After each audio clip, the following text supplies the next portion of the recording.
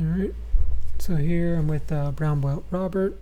I think we're still doing situational, so I'm going to let him mount. So from here he gets his cross collar grip, setting up a possible cross collar choke.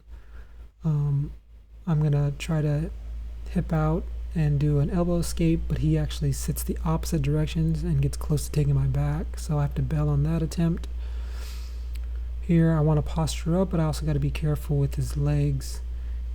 He's attacking the Kimura, so I like to grab my own leg or my own hand. Here it looks like I actually have control over his leg, so as he pulls, it's not really putting a lot of tension on my arms, it's pulling more into his thigh as long as there's a connection. So it can feel like I'm really strong when I'm really just making sure there's a lot of friction before someone can just rip a submission. So I'm going for an over-under here. So the same thing, a common defense to over-under is going to be for the Kimura attempt. I'm usually pretty confident in that I can either out-muscle it, or if it gets really far, I can turn out of it. So I'm normally not threatened too much with the Kimura. Here I want to get my knee free, but he's doing a really good job with that inside hook. It's almost like it looks like a reverse De La Riva hook. He also has a knee shield, and he's controlling my sleeve. So with all of those things, I feel pretty stuck here.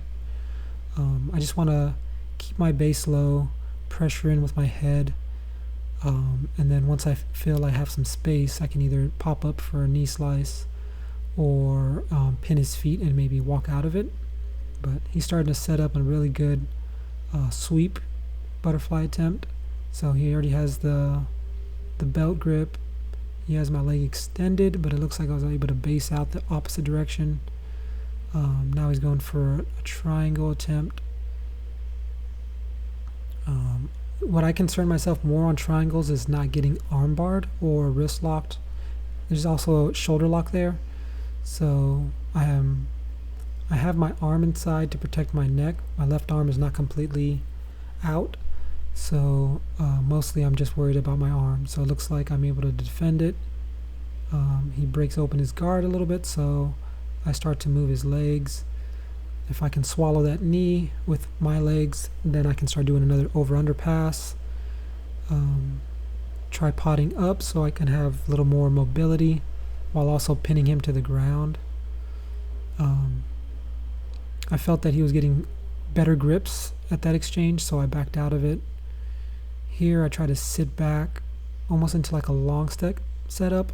I just got to get my leg free, but he's been doing really good with his leg hooks and just kind of really slowing the game down, keeping me pinned, making me uncomfortable. So here I have my arm underneath, about to grab the lapel, threading an X choke, but I don't think it's close enough to actually finish. Here I also start bringing my legs involved so that I can either apply hip pressure or maybe turn it into a triangle. So it looks like I do have one arm in, one arm out, but I'm at a bad angle. So that's probably not going to be a successful attempt. Again, sometimes you get in these positions and you end up just slowing the game down. So either you have to bail or you burn out your arms. Again, switch over to the opposite side. Looks like a better angle for a triangle, but actually no, I don't have the triangle yet. It looks like his arm's out. Okay. Oh, here he thought he scratched me or something. So we're just resetting.